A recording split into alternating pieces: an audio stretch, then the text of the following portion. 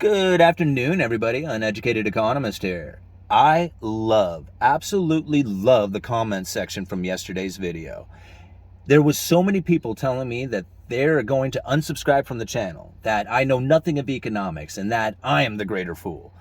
And this is all because I called gold a dumb asset.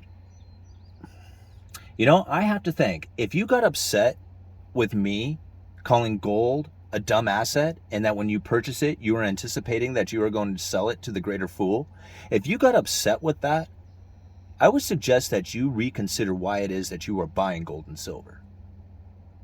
See, I'm a firm believer in the precious metals. In fact, if you go back and you watch my videos since I started this YouTube channel, I have suggested that people buy gold and silver since the very beginning, since before anybody was even anticipating all the inflation. I have suggested that many times. And I have also suggested that you do not take investment advice from this channel. I am not an investor. Go look at the About section of this channel. I tell people right there, this is for entertainment purposes only. To use this information with all the rest of the information that you are gathering out there so that you can come up with the appropriate decisions that you need to make for yourself. Now, I am a firm believer in precious metals. I buy gold and silver as often as I can. Now, I am not one who thinks that gold and silver is going to go to the moon. I'm not anticipating that.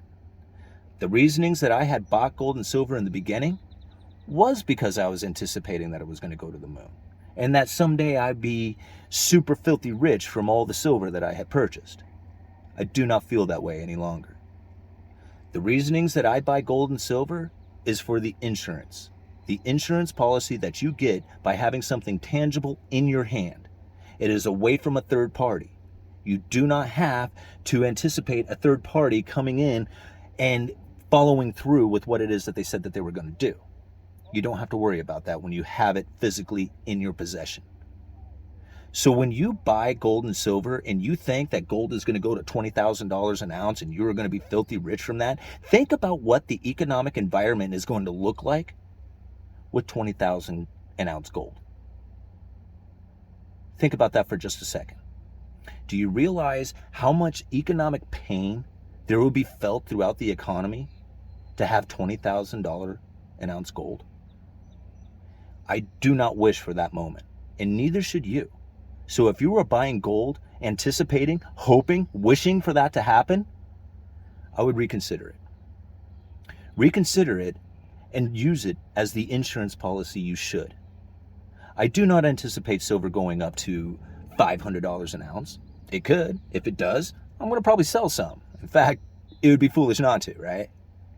But at $20 an ounce, or even with the high premiums that come with it, $30 an ounce, the downside risk to silver is very minimal. That makes it a great opportunity to save. And that's really what silver and gold should be about. It shouldn't be about making wealth. Building wealth should come from investments with companies, investments in yourself, starting a business. It should come with the idea that buying something that you know is going to produce some sort of money, rental income, dividend paying stocks, things like that. When you buy a single item that doesn't change, it is what it is. I mean, unless you're an electrician or a jeweler or a dentist or something, what's the use of gold? Like, what would you possibly do with it other than to say, hey, look what I got, right? There's no other real use for it other than having it in your hand. So therefore, if you look at it like an insurance policy, then you have something that's real. But if you're looking at it saying this is going to be worth $20,000 someday, then what you're asking for is for a lot of economic pain. You might as well say, I'm holding this because I want to see everybody suffer. Right? I mean, not saying that you want to, but that's what's going to happen, and therefore I'm going to be happy when everybody does because I have purchased this gold that's going to give me $20,000. I mean, that's another way of saying it. Protecting yourself. Great idea. Right? There's no reasons why you shouldn't protect yourself. But again, that's an insurance mentality, not an investment mentality. If you really want to invest in gold miners. Invest in a company that is actually going to grow. Invest in stocks that are going to pay dividends, that have exposure to the gold market. This is the type of way that you invest in gold. But if you buy physical, that's what you're doing. You are buying a dumb asset with the anticipation that you are going to sell it to the greater fool. There is no other way to look at it. If you want to look at it differently, that's so be it. That's up to you. But the outcome is still the same. Okay? If you don't like the way it's phrased, I'm sorry, right? But that's the most blunt way you can put it. And if you look at it that way, then you can accept it for what it is. So please forgive me for calling it a dumb asset and that you're going to sell it to the greater fool if that offended you. I'm not here to offend anybody. I'm just here to tell you the way it is and the way I see it. If you like it, so be it. If you don't, you don't. You don't have to get mad at me. You don't have to unsubscribe. You can if you want. But anybody who knows me in this channel knows that I'm a firm believer in gold and silver, but you need to buy it for the right reasons.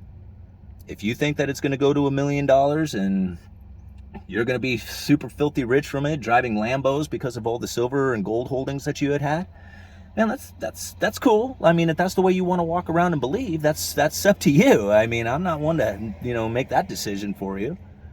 But I'm not going to sit around hoping that we're going to run into some serious economic downturn so that my gold and silver holdings can make me some sort of filthy rich person. I'm not. That's no longer in my thoughts. Like, gone. I do look at it as the insurance policy, and so should you. Now, again, I'm not one to suggest investment advice or any advice as far as that goes. These are my opinions. Take it for what it is. If you like it, so be it. If you don't, that's fine. But to actually get mad at me for it, to call me names, I think you should probably reconsider why it is that you are making that purchase. Okay? Now, a lot of people will ask me then, how is it that I buy silver? Like, where is it that I go to pick up physical silver? And it's the same thing that I tell everybody ever since the very beginning. Go to your local coin dealer. Go to your local coin dealer, and most of them will deal in silver bullion, gold bullion. You can go down, buy a single ounce of silver. It isn't that expensive. You could usually do it for less than $30. You won't miss the $20, the $30 that much. You throw it into the top drawer of throw it into your sock drawer, forget about it. Keep doing that once a month, every, few weeks. And pretty soon you're going to have a nice little stack of silver. Once you have it, you will really start to understand why it is that you hold it. And if you don't hold it, you simply just don't own it. All right. Uneducated economist. You guys love me.